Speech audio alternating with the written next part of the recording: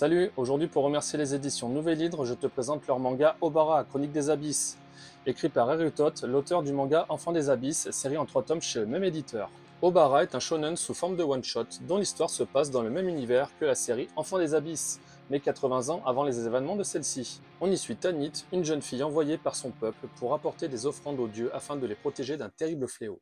Durant son périple mouvementé, le bateau de la jeune fille va s'échouer sur l'île du sanctuaire d'Obara. Elle va être recueillie par un mystérieux ermite, vivant seul sur l'île, dans la crainte d'une terrifiante créature qui cherche à dévorer tous ceux qui osent s'aventurer sur l'île.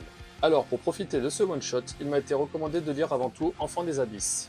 Malheureusement, je n'ai que commencé l'histoire, mais pas encore fini. Mais ça ne m'a pas empêché d'apprécier ma lecture. J'ai découvert les dessins d'Erutot avec la première version d'Enfants des Abysses, sorti en 2022 chez Feu, l'éditeur H2T, que j'avais déjà beaucoup aimé à sa sortie.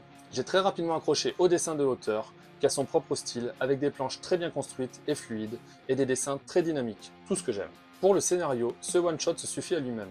On a une histoire complète dans l'univers que l'auteur s'est créé, assez unique en son genre, avec ses propres créatures, lois et croyances. La narration est maîtrisée et l'humour bien présent, juste avec la bonne dose. Et la fin est assez épique.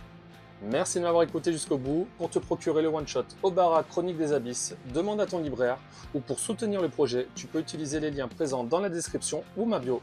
Si tu as lu ce manga, dis-moi dans les commentaires ce que tu en as pensé, ou dis-moi si cette présentation t'a donné envie. Allez, à plus!